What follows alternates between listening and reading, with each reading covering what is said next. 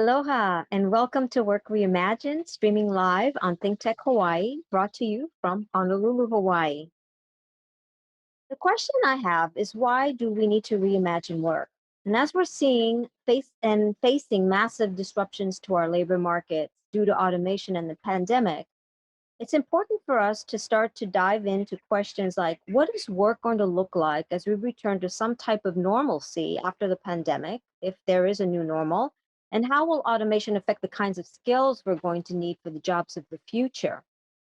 So on Work Reimagined, we explore these questions and innovate with innovators and entrepreneurs who are creating solutions that help us navigate the effects of these disruptions while making a positive social impact in people's lives. I'm Ruby Menon, your host. And in our episode today, I am speaking with Alberto González Martínez. He created a collaborative workspace for remote teams with a company he co-founded called Rendezvous. So are you missing your water cooler chats with team members at the office? The future of work is changing, with teams working remotely and needing to collaborate. And that's one of the reasons why I was so excited to talk to Alberto.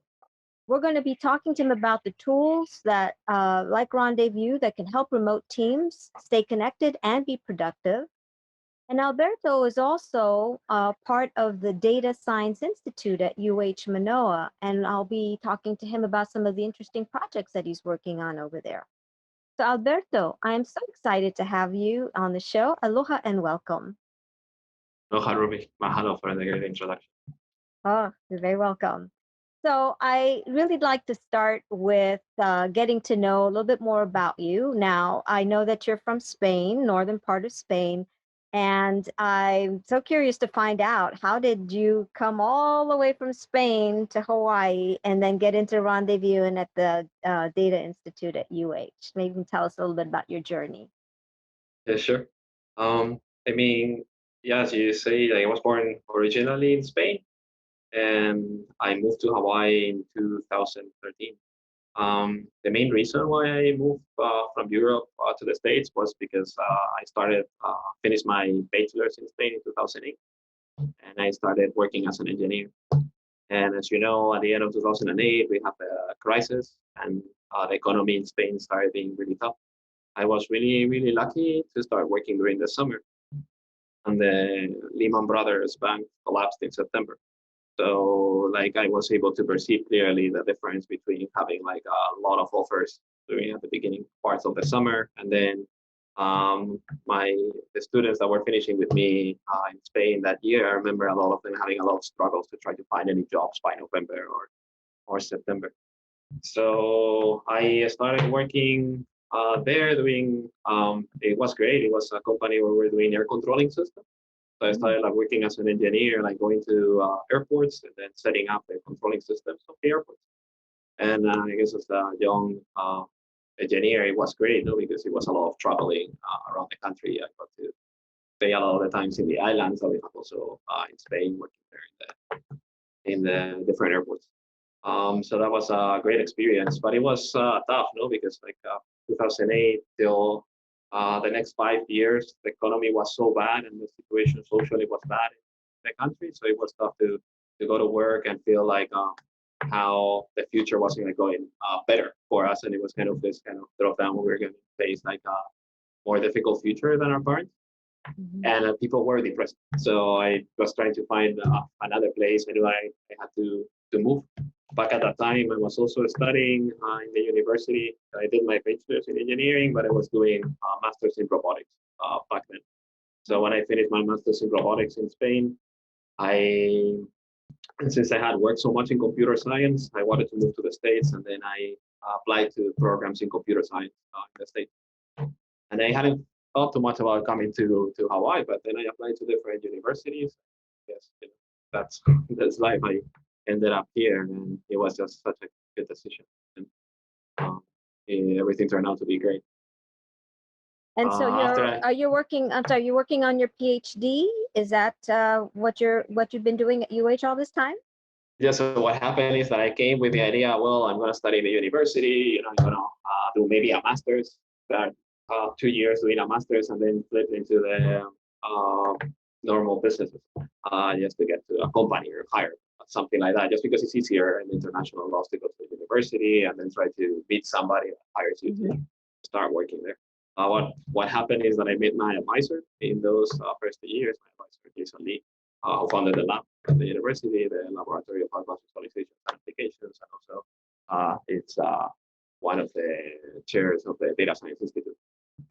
So I started working with him, and then I got the option of doing my PhD, and it was such a good option, starting to work with machine learning and artificial intelligence, and this was like 6-7 years ago when it was like kind of starting the recovery of the discipline. So it was such a good opportunity that I jumped into that. And yeah, until now, I'm finishing my PhD actually this next week, or in 2 weeks from now. Congratulations. Thank you. That's a lot. How many years did you have you been working on that? So I think it's been 5, no? Or Wow. maybe, yeah, because it was like 13, 14, was doing my master's. And then I think in 15 is when I started doing the PhD. Wow, that's congratulations. I know that's Thanks. a big deal, big, huge milestone. I'm really happy, yeah. Yeah, a lot of work to get here, but very fun. Yeah, so so your trajectory then was got you into machine learning, and actually, I mean, you started dabbling in machine learning and AI before it became trendy. I mean, now it's like it's everything. So I wanted to, and I know that you're doing some stuff at the Data Institute, and also you launched this startup called Rendezvous. So tell us a little bit about that journey. Like, how did you even transition into that? How did that even come about? I guess it's interesting. Like, I mean, I always say that I was really lucky to start working with Jason at the laboratory, because kind of working at Lava always felt like being in this kind of science fiction movie. Yeah.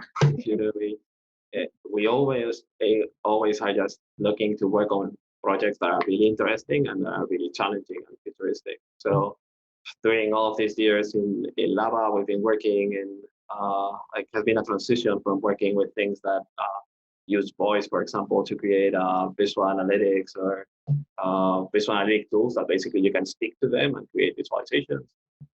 We've been doing a lot of research with the international research networks, for example, that are around the world, connecting all the institutions, then understanding how the NSF money that funds all of these connections, how the different disciplines are benefiting because of this new hardware and this ability of making basically collaboration and connecting together.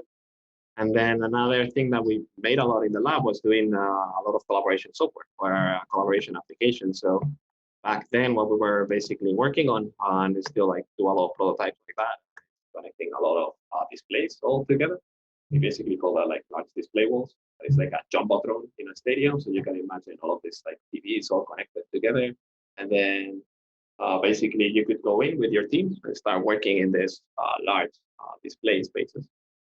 So that was kind of one of the biggest intuitions or metaphors that we started working with when we started thinking that Rendezvous was something really interesting to work on. What was happening back then, and this was like before 2018, so maybe 16 or 17, we were getting like a lot of people from the state, you know, like there's a lot of government institutions here, from Navy to NSA and other institutions, and they were seeing what we had and how we operated in the kind of these control rooms that they have a lot, and they were really impressed because they didn't have any capability of being able to do that, and actually they had systems where they had already spent a lot of money in the hardware and they had like the control system. So it was clear for us that there was some kind of business there that we could move forward into. And you know, I guess that since the university also provides a lot of this help, you know, that helps people that doing entrepreneurship and things like that. I was lucky enough to start working with people in Scheidler, the School of Business here in Hawaii, and with the group at base. And they started guiding us in different directions, or at least helping us define what the business could be. And then when we were thinking about that, as I was saying before, we're connecting all of these large display walls. So initially we were thinking we're going to have as clients maybe NASA or IBM or very big companies that might spend money on building these large display walls. But then when we were doing our research and going to different businesses, we were already realizing that all of these businesses have like 60-inch displays on their offices. For the work that we were doing in the lab, we were realizing that displays prices were like just dropping like crazy. So now you can buy like huge TVs that are really cheap compared with what you could buy like 6 or 7 years ago. It's just like 2,000, like drop in price.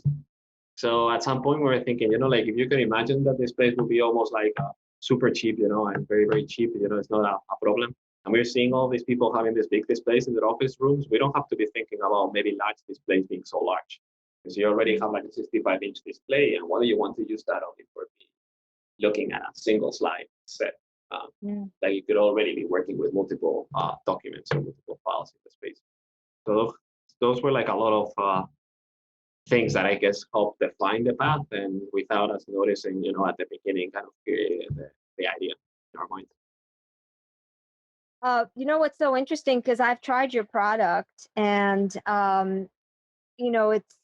I think the thing that's so difficult with remote work is that we're typically dabbling in like 10 different applications, right? Maybe we have our Google Docs open, and then maybe we have our Slack, and then we have our project management. I mean, we've got all these different tools that we've got to wrap our heads around, and they're not talking to one another unless, you do some type of integration or something.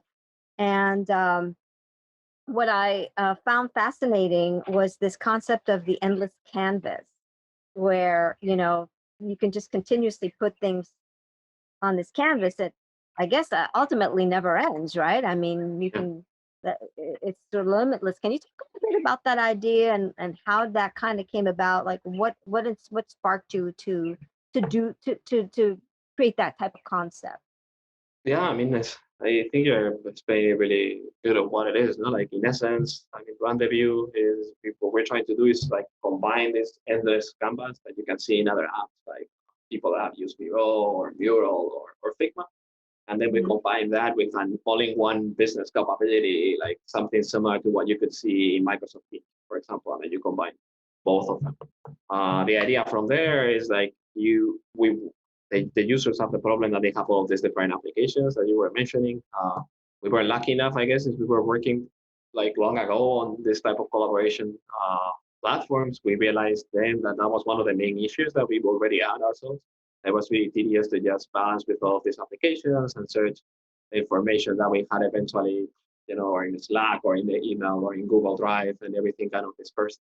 So centralizing information was tough for us. So we always like focused a lot on that. And then we were thinking, okay, so how can we make something that resembles kind of a virtual conference room just in the web?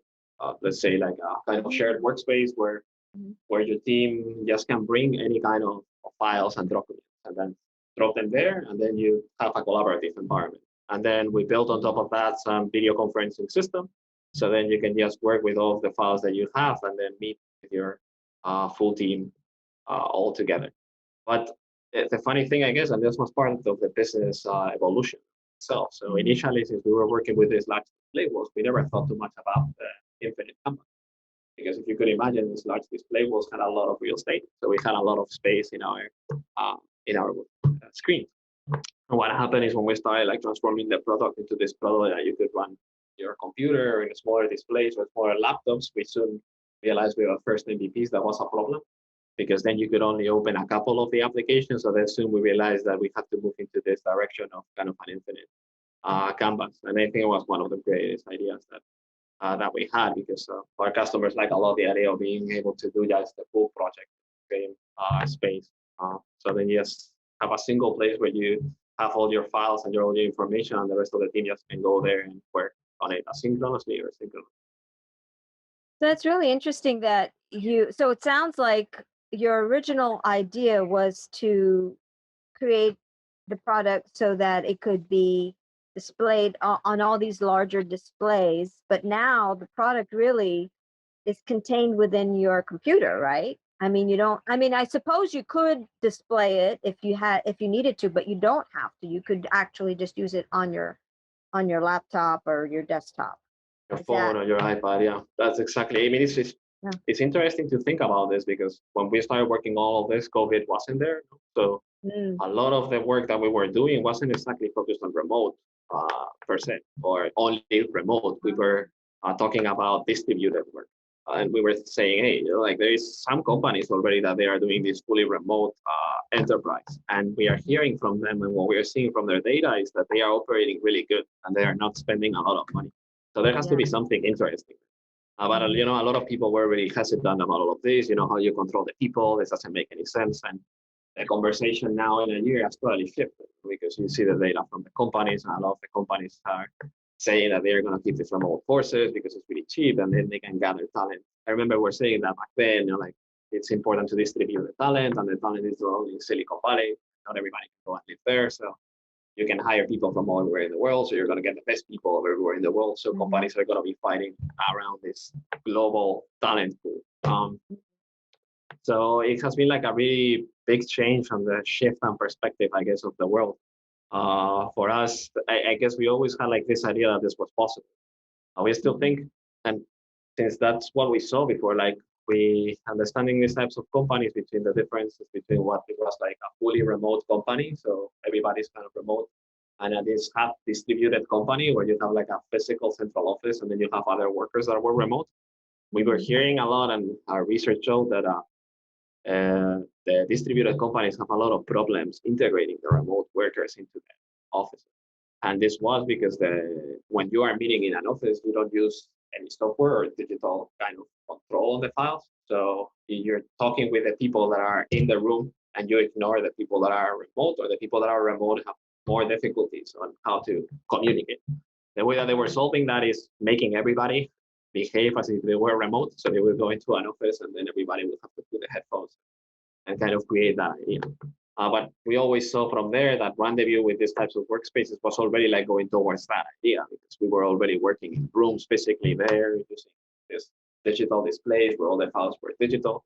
And that connects really good between the people that are remote and the people that are in the room, since both of them are looking actually at the same information, and the information is tactile, or you can touch it and it's there.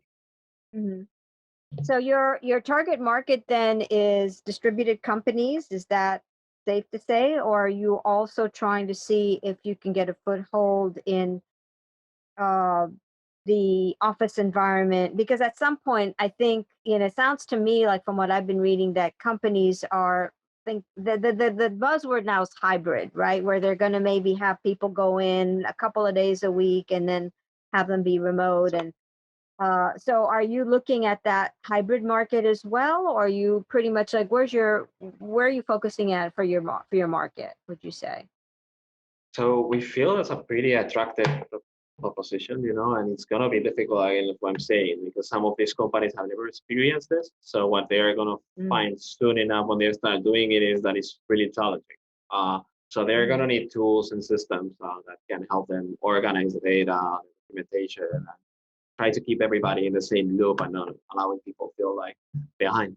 Our main users right now are power users of Google Drive, we would say. So people that are using Google Drive currently, and what you could see there, is mostly small startups, and then in some way education too. But in the business wise, what we are focusing is in product management.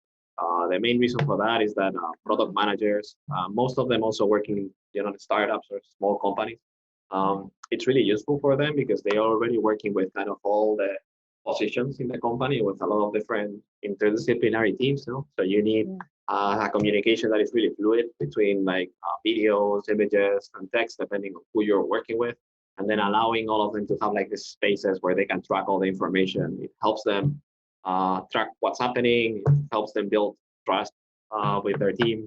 It also helps them find information easier. And also they have kind of the power to decide. So since they are in small startups and they're the guys that are dealing with management of the product and the people, they are the guys that can decide to spend some money on a new system. So that's kind of our kind of main focus. And are you finding that product managers have an interest in the product? Because I mean, there's a lot of tools out there also for PMs. So, and I also know that I think, did your product hit number 1 or number 2 in the product hunt?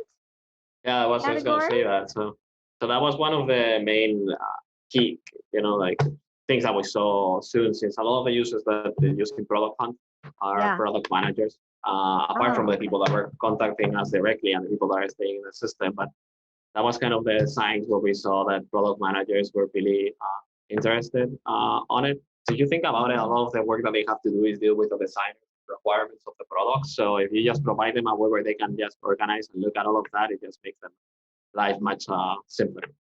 Also, something that we do, I guess, is since all the collaboration is happening in the same space, it's easier for us to provide kind of a deeper level of granularity of the information that you're seeing. No? So since we can track what your people are doing in the project for long periods of times, when you're working together with them or they are working asynchronously, we can provide that information to the product managers, and then they can improve on their processes and improve on the way to kind of get things faster and cheaper and better, which is kind of their main three things. Also, another thing that they have that is good is that they are usually good with technology. So, for example, project managers, for example, are interesting to us too, but usually they are less savvy about technology. So it's easier for us to work with product managers that adapt more to working with an MPP. Oh, cool. So, this has a lot to do with obviously where we think the future of work is headed. We know there's a lot of disruptions. Some of them we can't even wrap our heads around. So, and especially because you're into robotics, you know that robots or automation rather, I should say, is going to be eating up a lot of the jobs as we know them. So I was wondering if you had a crystal ball, like how do you see the future of work? Like, where do you see this going? Like, do you have any glimpses of the future about where you think things are headed? In a sense, we touched a little bit some of the ideas that I think we've been seeing kind of recurrent all these past years. One of them is that, as I was saying, we had the intuition years back that the future of work would be this kind of distributed. And when we say distributed, we're referring between this combination between remote workers and centralized office. You also, I think I mentioned this, that COVID has been able to showcase that a lot of companies basically can operate remotely, and it's not actually they're spending less money and they are being working optimally or faster in some details. So the productivity is pretty good. And then what this means is that a lot of companies are going to keep this remote team. But COVID has also shown us that not everybody wants to work remotely forever, and that human beings need connections and people. So that's why we think that for the employees and employers, eventually this kind of combination between on-site and remote is going to be the ideal. And the main issues around this is going to be, as I was mentioning before, how this distributed structure is going to affect the organization of the teams and the challenges on how to track and move around information. So I think that tools that adapt to kind of this new norm of being able to simplify and track the distribution of information, basically, and that can ease the transition between the employees that you have in your team and new hires, and that are capable of gathering kind of information and providing insights to the team or to the team managers of how to optimize or make your team work better or where the problems can be, are kind of going to be like really important in the near future. As in the more on the job market, which I guess it's kind of, you were asking about automation and systems and where people are going to be working. I think you're right. I mean, a lot of the automation, it's affecting a lot of services work, and a lot of kind of even the work that I do in data science is not going to be the same work that I'm doing today than the one that I'm going to be doing 3 or 4 years, because a lot of the techniques and a lot of the more tedious tasks will be probably improved, by automating better and more. But like humans have always been like really good at adapting and seeing the next generation what they have to do. So I think it's going to be a huge shift between these kind of technologies and people learning technology in all of their positions. And I mean, we know that the kids are going to adapt to that. And then the problem is, I guess, how we're going to shift between the people that are kind of now working in the market. And they need to kind of find some shift because they are young enough that they will be continue working in the market maybe for 20 or 30 more years. How we adapt them to be able to work in technology. And I mean, I've seen a lot of different kind of associations or people trying to remodel or re-educate this new workforce. But that's, I guess, where the main challenge is going to lay. Because again, the young generations will adapt, I guess, and then they will just be moving into different kind of technologies or adapting the way that they are learning. And automation and machine learning, I think, is going to be something similar to what happened with computers. Since I was born in '85 till now, the computers in the '85 were something that was like, okay, with a computer, and now everybody needs to know how to use a computer, because if not, they wouldn't be able to operate. So maybe not on that level, we'll get used to just be all the time dealing with the machines and operating with them, and with kind of more and more intelligent. Yeah. And do you see any of the work that you've been doing at the Data Institute kind of blending or segueing into some of the stuff that you're working on? Or once you're done with your PhD, do you leave that behind and just focus on Rendezvous? Or what's your future trajectory look like? So, I mean, I think they are really related. I always say to my friends that I think I'm really lucky that I kind of took this path, because when I was younger in my bachelor learning engineering and robotics, mostly of what I was learning was sensing and automating systems. And then the last part of my career, when I started to computer science, mostly of what I was learning was how to get those information from those sensors, do some algorithms or something on them to learn how to operate and do something and affect the system. So I think I have a very good perspective on kind of both fields at the same time. All the work that I've done in the laboratory in the last years, for example, I was working with the National Security Agency, working on how to create machine learning models that work better with humans. And in a sense, that adapts really good to what we're working at Rendezvous, because Rendezvous as a platform, what it's meant to be is just allowing this collaboration to be better and simpler. So we're starting right now providing the services of what a collaboration platform needs. So it's like allowing you to collaborate on it. But then we want to make the platform more and more intelligent, in a sense that eventually the platform little by little will start understanding how you are collaborating with your coworkers, and when you're using different types of files, or when you're having different types of meetings. And you can imagine at some point that the platform becomes intelligent enough that it's able to become kind of a collaborator in your meeting. So if you have like an additional secretary, an additional worker there. So that's something that we always thought about. And in my background with machine learning, it seems like really logical to move kind of towards that direction. And it's all about simplifying work. So like the easiest way of simplifying work, it's reducing times. And a lot of people are wasting so much time documenting that you can start like helping with those parts of allowing them to document better, commit less errors, and be able to search the information faster. I think those are the three core activities. Yeah, and I think that the biggest challenge that we have in most company environments is the lack of collaboration processes, because a lot of times, departments work in silos and fiefdoms, and they never talk to one another. And I think that's a real systemic issue, and it's at the systems and the processes level. And if a tool like Rendezvous can help bring that process so that it's easier for people to collaborate, then I think that in the end is always a positive thing for the business as well, because then people can communicate with one another and get work done together, and work as a team. So well, unfortunately, we've come to the end of our time, Alberto, and so really want to thank you so much for coming on the show and telling us about this incredible journey from Spain to Hawaii. And I wish you all the best with your your PhD completion, and also all the best with Rendezvous and the future of Rendezvous. I'll be keeping my eye on you guys, and trying to use the software when I can. So today, if anybody wants to take a look at your website, I think we've been publishing it on rendezview.io. Please check it out. And it's also, I know that you've been with Blue Startups, you've been with a lot of the accelerators. So this company is a local homegrown Hawaii startup. So it's good for us to support you guys as well. So thank you so much for being here. And thank you, viewers, for watching. I'm Ruby Menon. And until next time, be safe and take care of one another. Aloha.